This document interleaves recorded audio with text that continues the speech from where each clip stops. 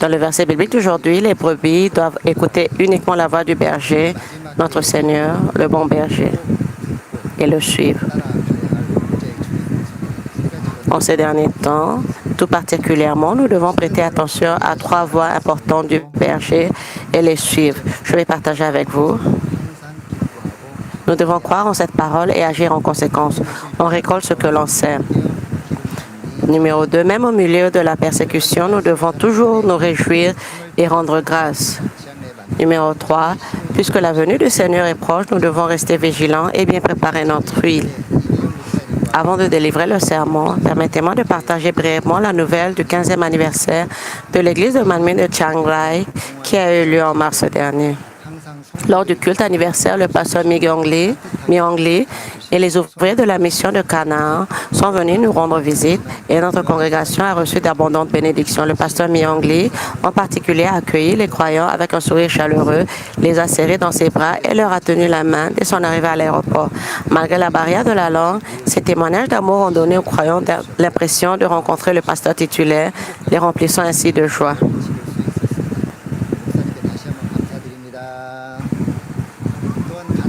En préparant cet anniversaire,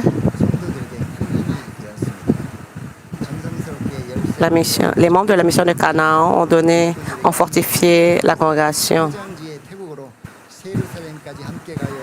Ils ont également apporté un grand réconfort et une grande force à sa congrégation. Ils avaient préparé avec soin des cadeaux, porte-clés et chocolat et les croyants ont été profondément émus en voyant les mots « Allons ensemble à la Nouvelle-Jérusalem » inscrits en taille sur les emballages.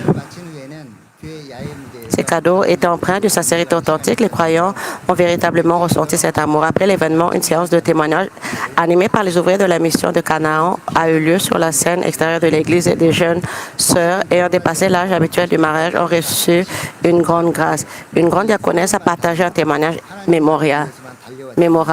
Bien qu'elle ne se soit jamais mariée, qu'elle ait vécu uniquement entre la maison, le travail et l'église, en se consacrant exclusivement au royaume de Dieu, elle a confessé avec joie qu'elle n'avait aucun regret et qu'elle menait une vie précieuse et épanouissante. Les grandes diaconesses semblaient approcher la quarantaine, mais en réalité, elle avait la cinquantaine passée, ce qui surprit tout le monde. Les jeunes pensaient que leur bonheur rayonnant les faisait paraître plus jeunes et commencèrent à partager leur propre avenir à travers elle. Les chrétiens représentant moins de 1% de la population thaïlandaise, il est difficile pour les jeunes hommes croyants de trouver une épouse chrétienne. Or, épouser une personne non croyante conduit souvent à quitter l'Église. Dans un contexte marqué par des taux de divorce élevés, beaucoup de jeunes sont confrontés à des conflits. Toutefois, les témoignages des ouvriers de la mission de Canaan les ont inspirés à mener une vie de foi et de dévouement, leur apportant réconfort et espérance.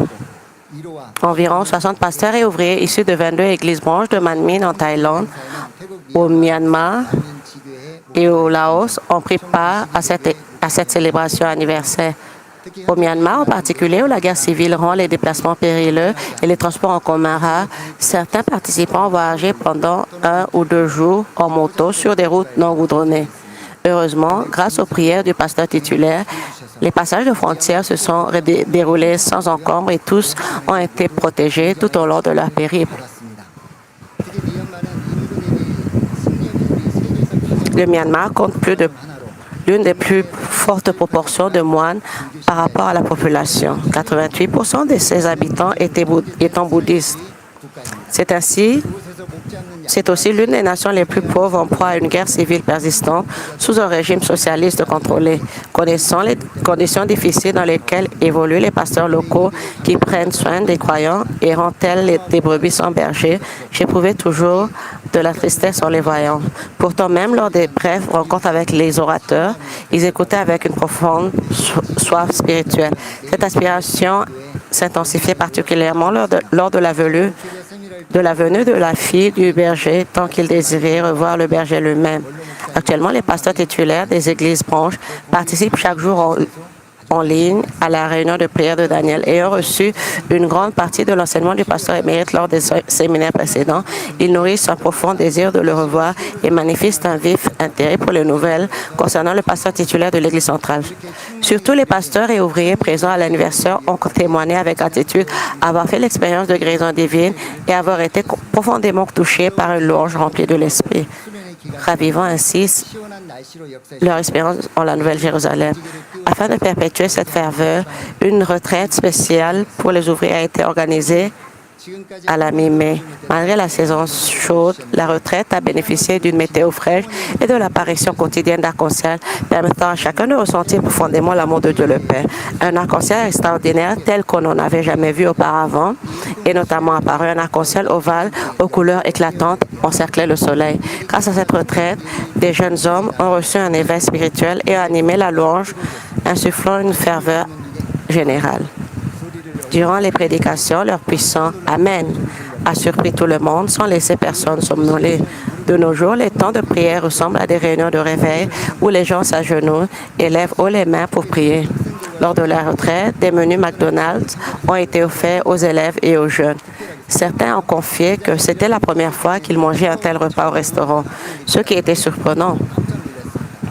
Cela reflète la réalité de nombreux parents trop occupés à gagner leur vie pour s'occuper de leurs enfants. Beaucoup sont issus de familles brisées, ce qui rend les sorties en famille rares. Dans cette région, les missionnaires doivent souvent jouer un rôle parental et grâce à cette retraite, des jeunes ont pu ressentir cet amour plus profondément. Heureusement, la semaine suivante, la retraite des ouvriers, l'église de Manmi de Childline a chanté une louange spéciale à l'église centrale.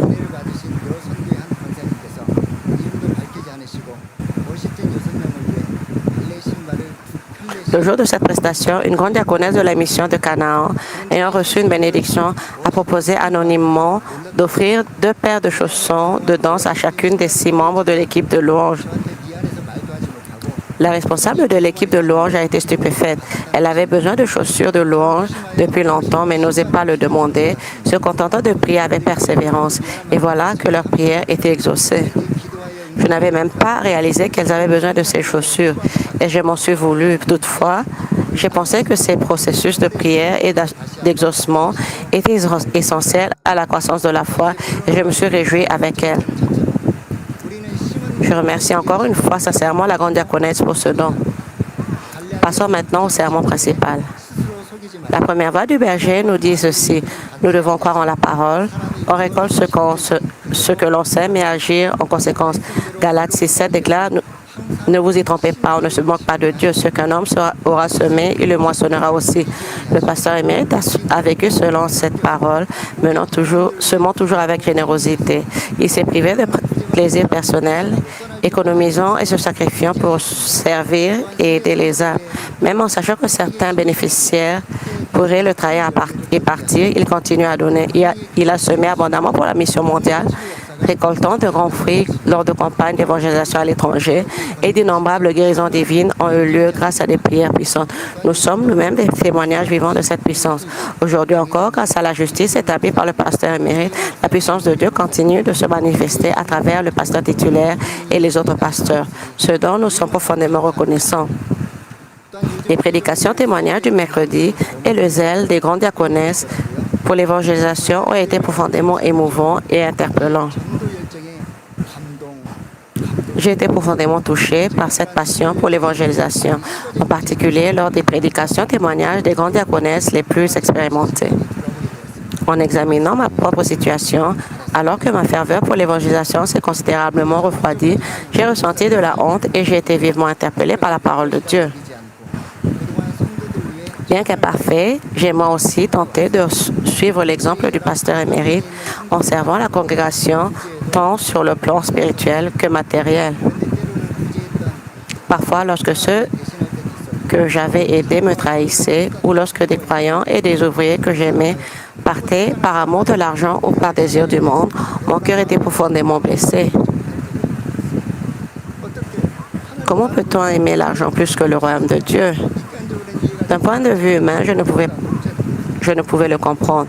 Mais chaque fois que cette pensée me traversait l'esprit, je pensais au berger. Mon cœur se serrait en me demandant comment le berger avait pu endurer tant de trahison et de souffrance sur une si longue période. Pourtant, en me rappelant comment le berger avait supporté d'innombrables trahisons et douleurs, j'ai fini par ressentir, ne serait-ce qu'un peu, le cœur de Dieu le Père, et j'en ai éprouvé de la reconnaissance. En effet, comme le dit la parole de Dieu, on récolte ce que l'on sème.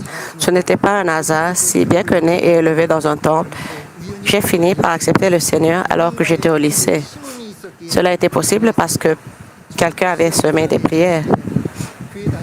Au collège, étrangement, je me suis retrouvée entourée d'amis qui fréquentaient l'église. Un jour, on m'a entraînée à l'église contre mon gré, mais je me suis enfuie avant même d'entrer dans le sanctuaire. Pourtant, cet ami n'a jamais abandonné et a continué à prier pour moi. Grâce à ces prières, le fait d'être affecté par hasard à un lycée chrétien n'était pas une coïncidence. C'est grâce au culte obligatoire dans cet établissement que j'ai fini par accepter le Seigneur. Tout cela grâce au semain de prière de quelqu'un. On ne saurait trop insister sur l'importance de la prière d'intercession. L'intercession sauve des âmes.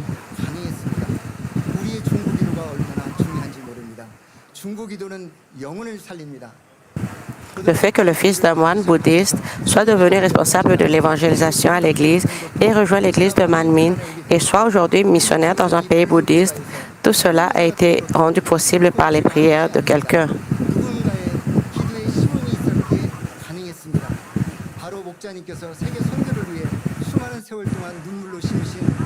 Je crois que c'est grâce aux innombrables années de prières versées dans les larmes par le berger pour la mission que je me tiens ici aujourd'hui en tant que missionnaire. Avant de rencontrer le berger, je me heurtais souvent à mes parents en raison de mon attitude moralisatrice. Mais après avoir appris de son exemple de bonté et d'amour, j'ai servi mes parents avec amour et j'ai trouvé la paix au sein de ma famille. Aujourd'hui, ma famille dit, il semble que notre foyer soit béni parce que nous croyons en Jésus. Alors que d'autres membres de la famille sont confrontés à la maladie et à l'adversité, mes enfants grandissent en bonne santé et droit, suscitant l'admiration. Toutes ces bénédictions ont découlé du fait que nous avons vécu en suivant les enseignements du berger.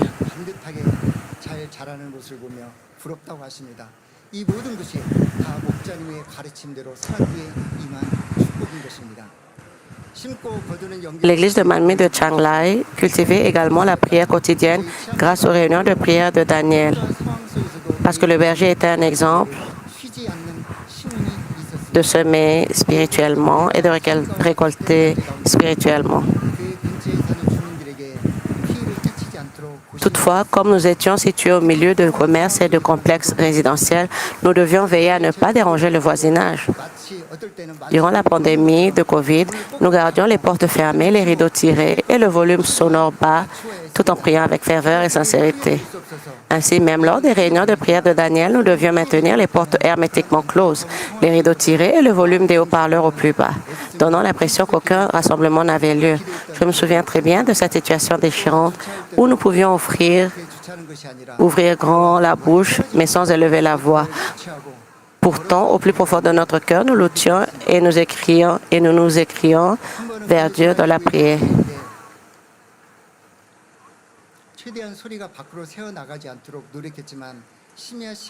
De plus, pour le stationnement, au lieu de nous garer devant l'église, nous laissions nos motos au loin et rejoignions l'église discrètement à pied. Une fois, lors du culte de la veillée du vendredi soir, des voisins nous ont signalé aux autorités quelques minutes seulement avant l'arrivée des officiels. J'ai ressenti l'impulsion d'éteindre le microphone. Le silence régnant alors dans l'église, nous avons évité les ennuis. Fort de ces expériences, les croyants aspirant à un nouveau sanctuaire où ils pourraient adorer Dieu et prier en toute liberté. Ce qui semblait impossible, la construction d'une nouvelle église a commencé à avancer sans encombre par la grâce de Dieu. Nous avons cherché un terrain en périphérie de la ville, loin des habitations. Par la providence de Dieu, un emplacement idéal a été trouvé au milieu des champs, à l'écart du village.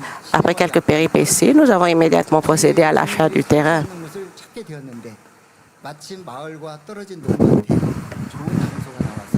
Cependant, comme il s'agissait d'un pays bouddhiste, nous craignons que la construction d'une église ne suscite l'hostilité ou une opinion publique défavorable. C'est pourquoi tout le processus a été mené dans le secret. Le permis de construire a été obtenu très rapidement et l'église a été bâtie avec détermination, tout en attirant peu l'attention des riverains.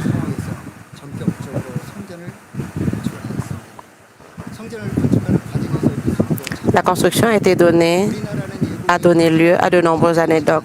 Dans notre pays, les étrangers peuvent acheter des terrains ou des bâtiments, mais en Thaïlande, ils ne peuvent ni acquérir de terre ni construire en leur propre nom. Par ailleurs, voir des étrangers impliqués dans la construction d'une église aurait pu susciter des malentendus. Ainsi, bien que je souhaitasse surveiller et superviser fréquemment le chantier, je ne pouvais m'y rendre souvent. Lorsque je m'y rendais, je portais des lunettes de soleil et rabattais mon chapeau pour entrer incognito. Ou bien je venais de nuit pour superviser les travaux par l'intermédiaire de l'équipe sur place. La construction de l'Église m'a fait prendre conscience plus profondément encore que la vie du missionnaire est véritablement celle d'un étranger et d'un pèlerin, à l'instar d'Abraham quittant la maison de son père pour la terre promise.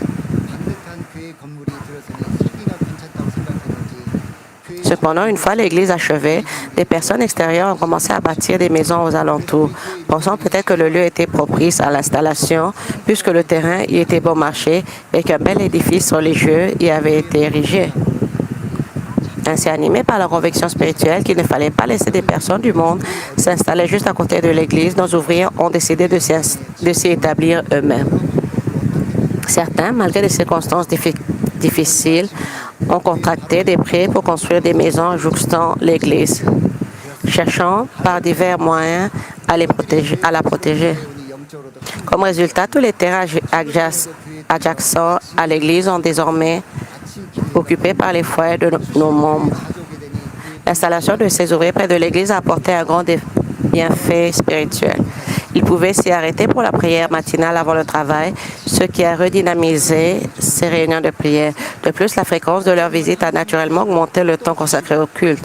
Cette possibilité a également offert aux membres davantage de temps pour la communion fraternelle, créant une vie semblable à celle d'une famille et source de nombreuses bénédictions. Le berger a cessé de donner, menant une vie de don de soi totale pour les âmes jusqu'à son dernier souffle. Bien qu'imparfait, j'ai moi aussi suivi son exemple. Je ne considérais pas mes biens comme appartenant en propre, mais je semais pour le royaume de Dieu et je donnais aux croyants. En conséquence, les croyants qui étaient autrefois comme des enfants ont grandi. Aujourd'hui, ils s'aiment à leur tour dans ma vie de diverses manières. Lorsque je reçois des présents comme des encas ou des fruits, je les partage généralement aussitôt avec les autres. Si la quantité est limitée, je donne en priorité à ceux dont le visage semble triste ou qui ont besoin d'encouragement. Les croyants sont alors remplis de joie en recevant ces dons et je suis heureux de donner. Ils chérissent ces attentions comme venant du Seigneur, du serviteur du Seigneur, prenant souvent des photos et m'envoyant des messages de gratitude. Parfois, même lorsque je n'offre qu'un petit bonbon, ils le prennent en photo et m'envoient un message de remerciement. Bien que je me sente parfois gênée d'offrir une chose aussi modeste, c'est un excellent exercice spirituel. J'exprime donc moi aussi une reconnaissance en retour. Voir leur gratitude pour de si petits présents me touche profondément en tant que celui qui donne. Cela me donne envie d'offrir des cadeaux encore plus importants la prochaine fois. À mesure que nous échangeons et exprimons notre reconnaissance, l'amour grandit telle une boule de neige. Si je ressens cela, combien plus Dieu le Père, qui est l'amour même, désire-t-il accorder de plus grandes bénédictions à ses enfants reconnaissants?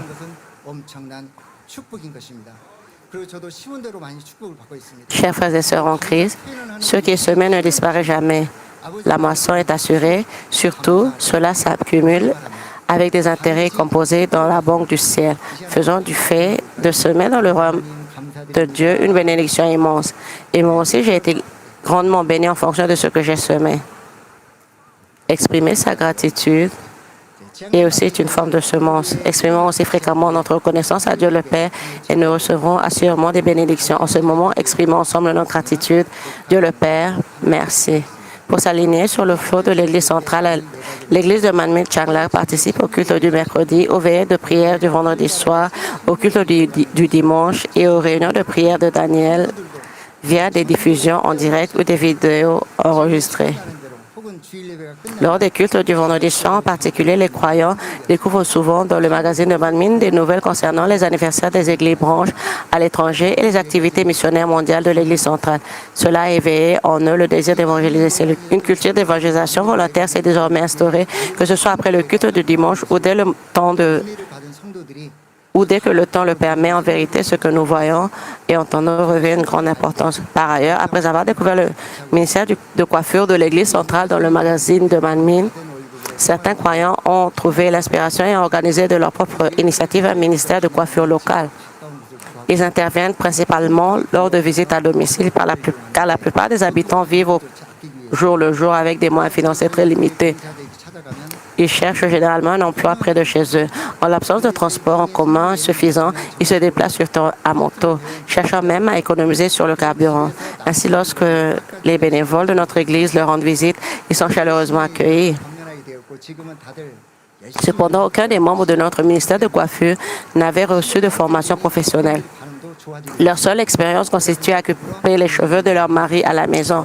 Nous les avons donc encouragés à apprendre avec assiduité. Grâce à la pratique, leurs compétences se sont considérablement améliorées. Aujourd'hui, les réactions des habitants sont très positives et l'image de l'Église est également améliorée. Nous sommes reconnaissants envers l'Église centrale de nous offrir un si bel exemple à suivre. La région frontalière du Myanmar, dans le nord de la Thaïlande, est tristement célèbre pour la culture de la drogue. Chiang Lai, situé à proximité, est également confronté à de fréquents problèmes liés aux stupéfiants. En tant que plaque tournante du trafic, la drogue y est bon marché et facile d'accès, exposant très tôt les jeunes et engendrant de nombreux problèmes sociaux et incidents. Le mari de l'une de nos ouvrières, bien que libéré de la drogue aujourd'hui, a connu une période où il ne pouvait plus mener une vie normale en raison des séquelles de son addiction.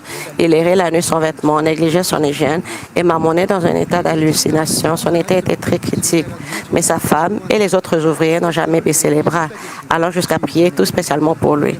Aujourd'hui, il assiste fidèlement au culte du dimanche. Puis, plus il participe aux réunions de prière, plus ses symptômes s'améliorent.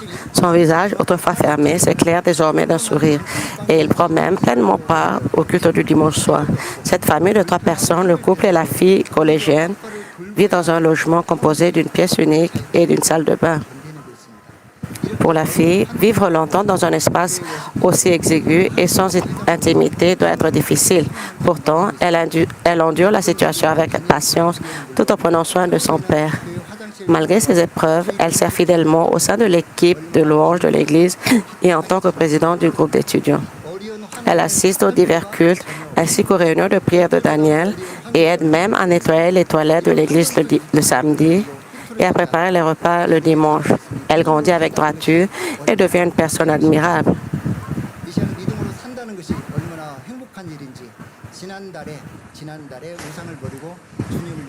Il est inutile de blâmer les circonstances. Combien de personnes vivent dans des conditions pires que cette jeune fille? Pourtant, elle grandit droite et joyeuse sans s'égarer, témoignant de la bénédiction qu'il y a à vivre par la foi.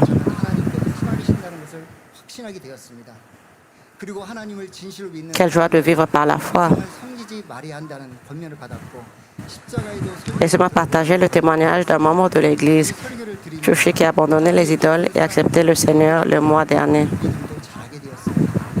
Alors que je participais au culte, j'ai ressenti une douleur indescriptible. Au bout de 2 semaines, j'ai acquis la certitude que Dieu est vivant. On m'a conseillé de ne pas adorer d'idole en tant que véritable croyant et encouragé à écouter le sermon intitulé Le chemin de la croix. Grâce à cela, j'ai pris une conscience plus profonde du grand amour de Dieu et ma foi s'est affermie. J'ai donc décidé de retirer le collier à l'effigie d'une idole que je portais. Le lendemain, un événement extraordinaire s'est produit. Les larmes qui coulaient depuis 8 ou 9 mois ont cessé instantanément et les écoulements constants ont disparu. Mes yeux ont retrouvé un état sain et normal. Auparavant, je devais constamment essuyer mes larmes et j'utilisais de nombreux mouchoirs chaque mois, mais ce n'était plus nécessaire aujourd'hui. J'avais aussi une tumeur à la thyroïde, une boule dure dans le cou qui me causait parfois des douleurs. Mais maintenant, la boule n'est plus dure et la douleur a complètement disparu. Jamais de ma vie, je n'avais connu une telle joie et un tel bonheur. Aujourd'hui, je veux venir à l'église tous les jours, car chaque visite m'apporte une immense joie.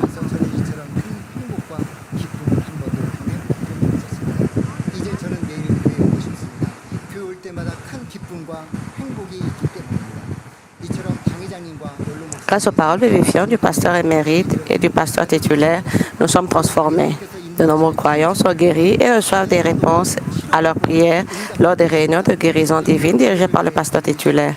Nous la remercions encore sincèrement pour ses prières ferventes. Chaque samedi, sans jamais manquer une semaine de l'année, le groupe des étudiants nettoie fidèlement les toilettes de l'église. Bien qu'ils aimeraient sans doute passer leur samedi avec leurs amis, ils ne se contentent pas de faire le ménage. Ils aident aussi à préparer les repas du dimanche. Ils sont vraiment admirables. Et chaque samedi, la seule enfant qui se joint au groupe des étudiants pour le nettoyage est Hannah, âgée de 4 ans. Elle aide même à nettoyer les toilettes et balayer la salle du culte avec un balai aussi grand qu'elle. Bien sûr, quelle aide peut-elle vraiment apporter? Pourtant, voir l'Église apprendre à la servir dès le plus jeune âge est une véritable bénédiction. J'ai remarqué que le dimanche, beaucoup de jeunes rentraient chez eux après le culte du soir pour s'adonner à des distractions du monde, comme regarder YouTube. J'ai donc pensé qu'il fallait prolonger le temps qu'ils passent à l'Église. Après le culte du soir, chaque groupe de mission s'occupe du ménage et rend visite aux membres. Nous avons également mis en place des activités sous le slogan « Le dimanche, toute la journée à l'Église ». Par exemple, nous avons organisé un événement de création de clips vidéo de louanges. Pour s'y préparer, ils répétaient à l'église le dimanche soir et se réunissaient chaque jour après les prières de Daniel, les réunions de prière de Daniel pendant la semaine.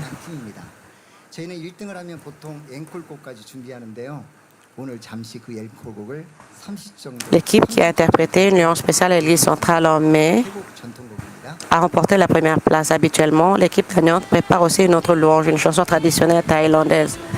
Aujourd'hui, regardez un extrait d'environ 30 secondes de cette autre louange. Ils répètent déjà presque quotidiennement pour leur prochain projet, qui, nous l'espérons, sera encore meilleur.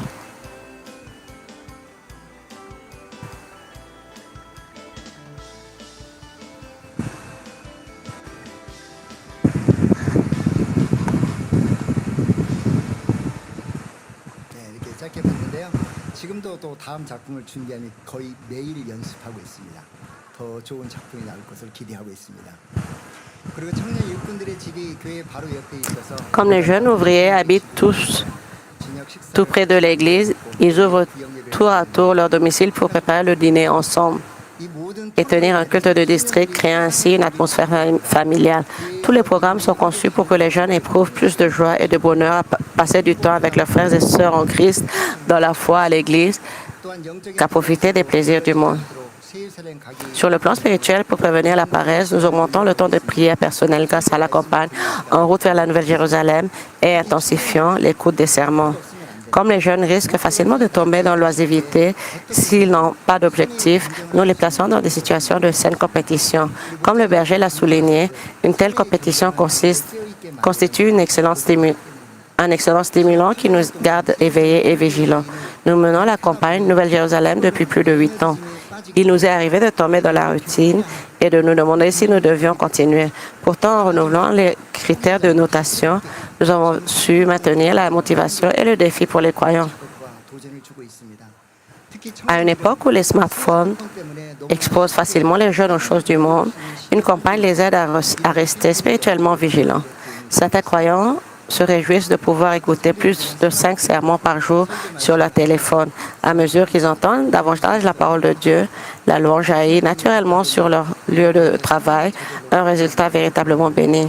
Un autre croyant a témoigné que le fait de s'arrêter à l'église pour prier avant de se rendre au travail permet de commencer la journée sous le signe de la bénédiction. De plus, après les réunions de prière de Daniel, ils offrent des prières spéciales supplémentaires en obtenant un grand bienfait spirituel.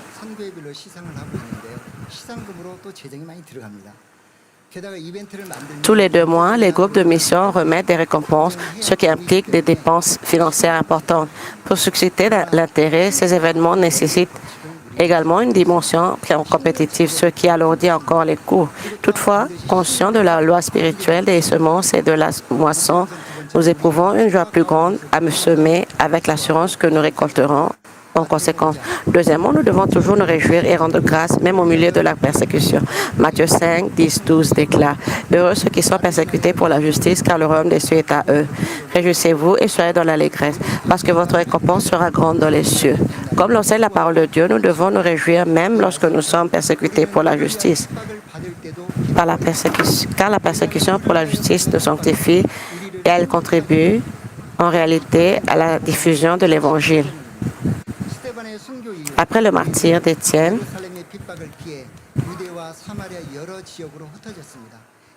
les chrétiens ont fui la persécution à Jérusalem pour se disperser en Judée et en Samarie. Cette dispersion a marqué un tournant décisif pour la propagation de l'Évangile au-delà de Jérusalem et a joué un rôle essentiel dans la croissance de l'Église. Actes 8, 1 et 4 rapportent « Il y eut ce jour-là une grande persécution contre l'Église de Jérusalem. Et tous, excepté les apôtres, se dispersèrent dans les contrées de la Judée et de la Samarie. Ceux qui avaient été dispersés allaient de lieu en lieu, annonçant la bonne nouvelle de la parole. Ainsi, l'Église qui était restée à Jérusalem a été transformée par la persécution en une Église qui répandait l'Évangile à travers tout le pays. À l'époque de l'Église primitive, la sévère persécution des chrétiens par Rome a ironiquement devenu le cataclysme de la diffusion de l'Évangile au cœur même du monde.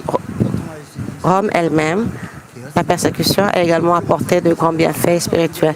Les catacombes ont été à l'origine des tombeaux souterrains où les chrétiens se cachaient pour échapper à la persécution de l'empereur Néron. Sont devenus des lieux de sanctification où les croyants pouvaient communiquer profondément avec Dieu loin du monde. C'est aussi pour cette raison que le pasteur émérite a établi le lieu de prière de Gethsémane, un espace séparé du monde afin de se consacrer uniquement à la prière. Au XVIIIe siècle, John Wesley, qui proclamait l'évangile de la sanctification, a affronté de nombreuses persécutions et même des menaces de mort. Pourtant, il a continué avec assurance à prêcher la sanctification. Il a aussi ainsi suscité un immense réveil spirituel qui a influencé non seulement la Grande-Bretagne, mais aussi l'Amérique. Dwight Moody, grand évangéliste américain du 19e siècle, a grandi spirituellement en appliquant les principes de Wesley concernant l'évangélisation et la vie chrétienne. Moody a également dirigé le Student Volunteer Movement, le mouvement des étudiants volontaires, qui a inspiré de jeunes missionnaires comme Underwood et Appenzeller à se rendre en Corée pour entamer une œuvre missionnaire. Au 19e siècle, la Corée a vu naître plus de 10 000 martyrs. Grâce aux sacrifices de missionnaires tels que Robert J. Thomas, le premier martyr protestant du pays, la Bible a été diffusée et des églises ont été fondées. Le témoignage du jeune missionnaire Thomas, alors âgé environ de 27 ans, est profondément émouvant. Thomas était rendu près du fleuve Taedong, en Corée du Nord, pour une mission d'évangélisation, mais des soldats locaux ont incendié son navire. Alors qu'il sautait du navire en feu, des Bibles plein les bras, Thomas fut abattu par un homme nommé Chon Kwan Park et subit le martyre. Chose étonnante, Chon Kwan Park accepta plus tard le Seigneur et devint ancien de l'église d'Anju dans la province de Pyongan. Parmi ceux qui reçurent les Bibles que Thomas avait dispersées avant sa mort figurait un homme nommé Yongshik Park. Park rapporta la Bible chez lui et en colla les pages sur les murs de sa chambre à la manière d'un papier peint. Ainsi qu'il se réveille le matin, prenne ses repas ou même se retourne dans son lit, la parole de Dieu s'offrait constamment à son regard. À force de lire continuellement la Bible affichée sur ses murs, il finit par accepter Jésus. En vérité, la parole de Dieu est vivante et agissante. De même, j'ai accepté le Seigneur lors d'un culte scolaire obligatoire au lycée par la parole de Dieu, car la parole de Dieu était vivante et à l'œuvre. Il est donc d'une importance vitale de lire la Bible et de demeurer proche de la parole de Dieu. La maison de Yongshik Park, tapissée de pages de Bible, devint bientôt l'église de Noldarit-gol.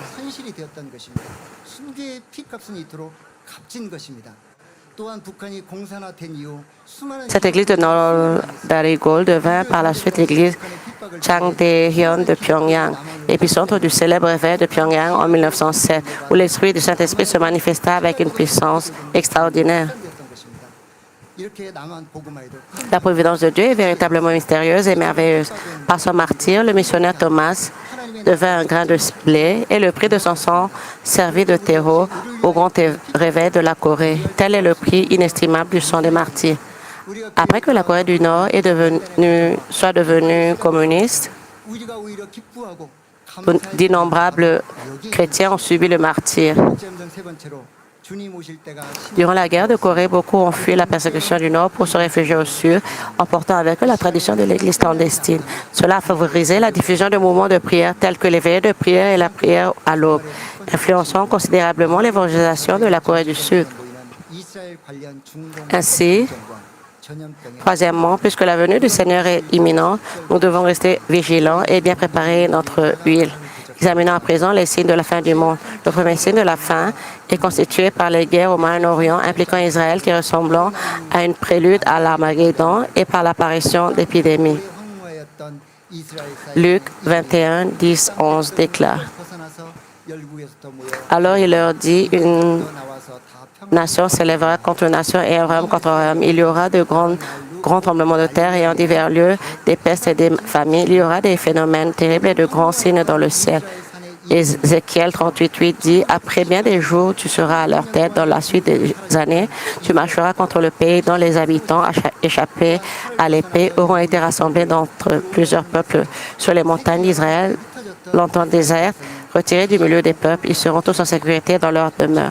Ici, l'expression de la suite des années désigne la fin des temps, c'est-à-dire l'époque actuelle, tout comme les montagnes d'Israël, longtemps désertes, ont été restaurées. La nation d'Israël, qui avait disparu pendant 1900 ans, a été rétablie en 1948.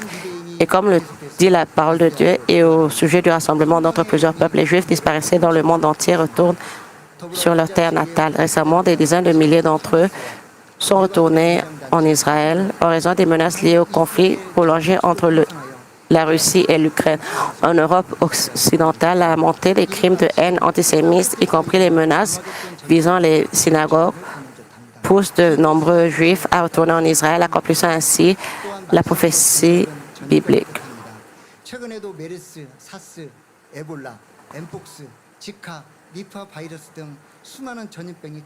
Par ailleurs, le Hamas à Damas et le Hezbollah au Liban ont formé un axe de résistance anti-israélien et attaquent Israël avec le soutien total de l'Iran. Cela semble constituer un prélude à la guerre d'Armageddon, nous donnant le sentiment réel de que la fin est proche. De plus, les épidémies mentionnées dans les Écritures font référence à des fléaux. Nous avons récemment assisté à l'apparition de MERS, du SARS, d'Ebola, de la variole du singe, Mpox, du virus Zika, du virus Nipah et de bien d'autres encore. La pandémie de COVID-19, en particulier à cause des milliers de décès à travers le monde. Lors de la crise de COVID, il y a quelques années, nous avons connu une société strictement contrôlée, rappelant ce qui pourrait se produire durant la période de tribulation en 7 ans. En pleine pandémie, je suis arrivé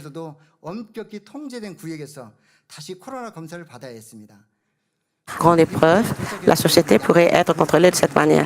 Avant de quitter la Thaïlande, j'ai pu obtenir une autorisation gouvernementale pour embarquer en fournissant le certificat de décès de mon père ainsi qu'un test COVID négatif. À mon arrivée à Incheon, j'ai subi un nouveau test et dans une zone strictement contrôlée. Dans le hall d'arrivée, la vue de personnes vêtues uniquement de combinaisons de protection blanche m'a inspiré de la crainte. Les déplacements étaient limités à des itinéraires balisés et même l'accès à la navette de l'aéroport était soumis à un contrôle rigoureux. Après les funérailles, j'ai été immédiatement placé dans une quarantaine pour une durée de 7 jours confiné dans ma chambre. J'ai pris conscience que durant la tribulation, la liberté humaine pourrait être sévèrement restreinte pour des motifs tels que des épidémies. En effet, lors de la pandémie COVID, les églises n'ont pas pu célébrer leur culte librement et ont dû organiser des cultes en ligne en raison des restrictions gouvernementales. De même, sous le règne de l'Antéchrist durant la tribulation, la société sera probablement soumise à un contrôle strict, notamment à des causes de fléaux. À notre époque, la fréquence des tremblements de terre et des bruits de guerre semblent annoncer la tribulation de 7 ans. Ces expériences et ces signes apparaissent comme un appel urgent et un avertissement bienveillant de Dieu le Père, nous exhortant à ne pas tomber dans la tribulation. Nous devons vivre de la foi afin que pas une seule personne ne tombe dans la tribulation de 7 ans. Le deuxième signe de la fin des temps est l'apparition de l'image de la bête. Le livre de l'Apocalypse 13:15 déclare « Et il lui fut donné d'animer l'image de la bête afin que l'image de la bête parle et qu'elle fit de tous ceux qui ne l'adoraient pas l'image de la bête fussent tués. » L'expression « animer l'image de la bête afin qu'elle puisse parler, nous rappelle l'intelligence artificielle IA d'aujourd'hui. L'IA moderne peut mouvoir ses yeux en fonction des émotions, penser et juger de manière autonome, reconnaître les sentiments humains et donner l'illusion d'une conscience de soi, présentant ainsi des similitudes étonnantes avec les êtres humains. Lucifer aime imiter les œuvres de Dieu, tout comme Dieu a insufflé la vie à l'homme. Lucifer cherche à insuffler le souffle à l'image de la bête pour lui donner une apparence humaine. Nous devons rester spirituellement vigilants de ne jamais nous fier à l'IA pour des conseils concernant la foi ou des questions d'ordre spirituel. Au lieu de cela, nous devons nous rapprocher des serviteurs de Dieu qui prient et demeurer vigilants grâce à une prière fervente. Les esprits mauvais amèneront progressivement les gens à faire confiance au jugement de l'IA, transformant ainsi celle-ci en une image digne d'adoration. Lorsque les créatures sont adorées davantage que la créature, il s'agit d'idolâtrie. Si les humains n'adorent pas Dieu, ils finissent inévitablement par adorer autre chose. Les experts avertissent que l'IA pourrait bientôt évoluer et s'améliorer sans l'intervention humaine, au point de surpasser potentiellement l'homme. Si cela se produit, les gens pourraient passer de la simple confiance envers l'IA à son adoration en tant qu'idole, ce qui représente un grave danger. L'Apocalypse 13:16-18 déclare « Et elle fit que tous, petits et grands, riches et pauvres, libres et esclaves, reçussent une marque sur leur main droite ou sur leur front. Et son nombre est 666. » Aujourd'hui, les magasins d'Amazon utilisent la lecture du réseau veineux de la paume pour les paiements.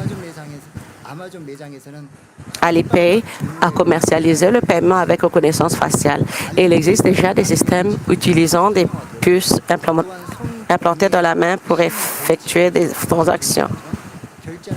La puce Neuralink d'Elon Musk implantée dans le cerveau nous donne un aperçu de ce que pourrait signifier reçu une marque sur leur main droite ou sur leur front. En grec, le mot marque se dit charagma, ce qui signifie gravé. Il désigne quelque chose de permanent, telle une marque apposée sur les esclaves pour indiquer qu'elles appartiennent à leur maître.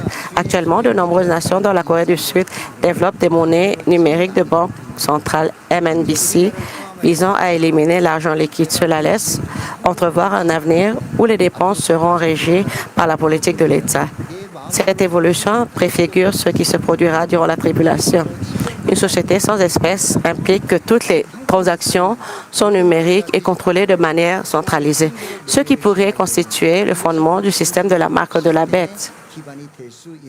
L'usage de l'argent liquide est déjà en déclin à l'échelle mondiale. En Corée du Sud, il est difficile de payer en espèces dans les bus ou les taxis et de nombreux commerces n'en acceptent plus. Même en Thaïlande, les marchés traditionnels ont souvent recours au paiement par code QR. Si ce système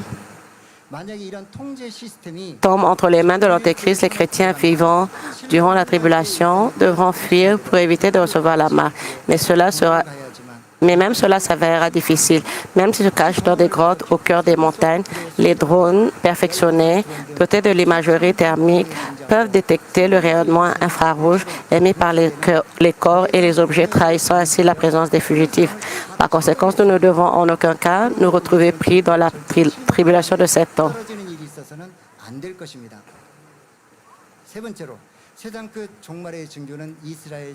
Le troisième signe de la fin des temps est la construction imminente du troisième temple d'Israël.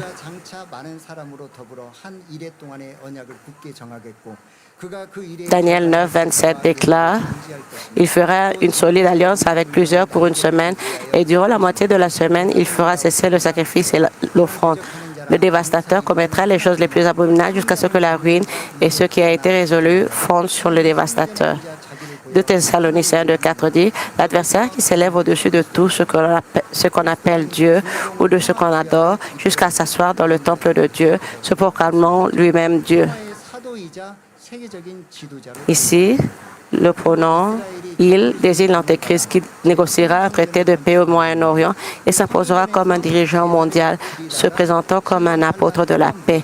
Avec l'aide de l'Antéchrist, Israël construira le troisième temple et rétablira des sacrifices. Cependant, durant la seconde moitié de la tribulation, l'Antéchrist interdira les sacrifices et exigera qu'on l'adore à la place de Dieu.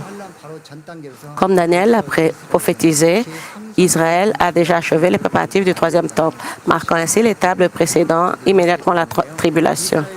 Le temple Institute de Jérusalem, fondé en 1987, a pour objectif de reconstruire le troisième temple et de rétablir les anciennes pratiques sacrificielles juives.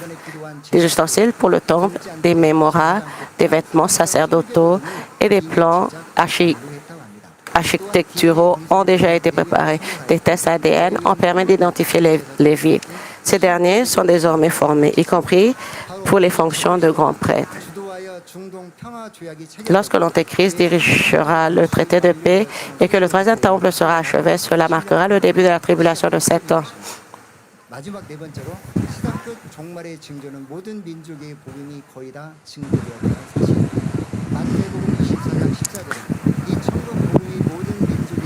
Le quatrième signe de la fin du temps est que l'Évangile a été prêché à presque toutes les nations. Matthieu 24, 14 dit « Cette bonne nouvelle du royaume sera prêchée dans le monde entier pour servir de témoignage à toutes les nations. Alors viendra la fin. » Les organisations de traduction de la Bible visent à achever les traductions dans toutes les langues d'ici 2033. Grâce à l'Internet et au smartphone, l'Évangile atteint rapidement toutes les nations. Même dans les nations islamiques, souvent considérées comme les plus éloignées de l'Évangile, celle-ci est désormais activement prêchée, ce qui montre à quel point la fin est proche. Dans la Bible, la Perse où vécurent Daniel et Esther correspond à l'Iran d'aujourd'hui. En Iran, des milliers de mosquées ont fermé leurs portes et au cours des 20 dernières années, le christianisme a connu une croissance annuelle de 20%. Le taux le plus élevé au monde. Depuis les années 2020, le nombre de convertis a explosé, atteignant au moins 1 million de chrétiens, peut-être jusqu'à 2 millions, se réunissant principalement dans des églises de maisons clandestines.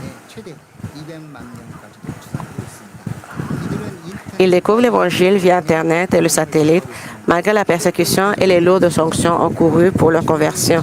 Ces chrétiens risquent leur vie pour se rassembler et adorer Dieu.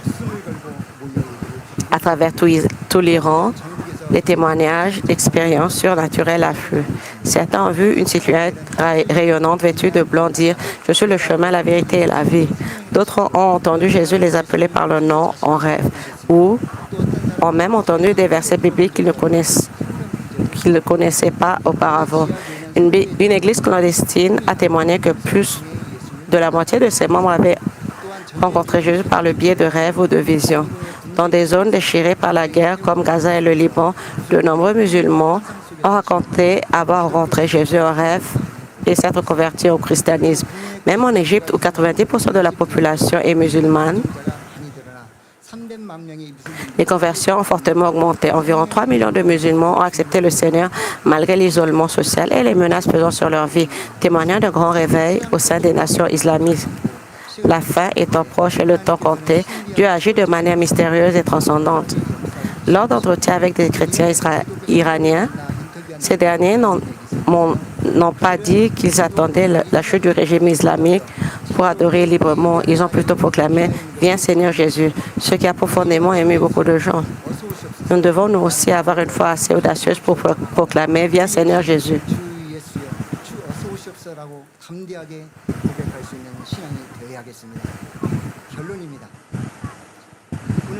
En conclusion, le message le plus important aujourd'hui est que la venue du Seigneur est proche. Nous devons donc rester vigilants et bien préparer notre huile. Comme le dit 1 Pierre 4,7, la fin de toute chose est proche. Soyez donc sages et sobres pour vaquer à la prière. Aujourd'hui, plus que jamais, nous devons veiller et prier. À l'instar des 5 vierges sages, nous devons remplir nos lampes d'huile, ce qui symbolise une prière fervente et une vie remplie de la plénitude de l'Esprit.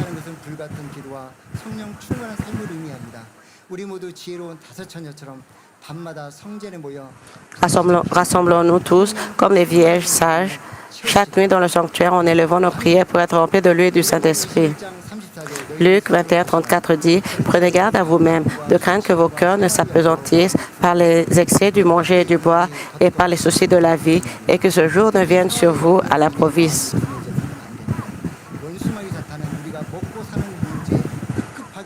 Nous ne devons pas laisser les soucis de la vie engourdir nos cœurs. L'ennemi cherche à nous accabler par des préoccupations de la survie et les agitations du monde afin de nous empêcher de préparer l'huile en ces derniers temps.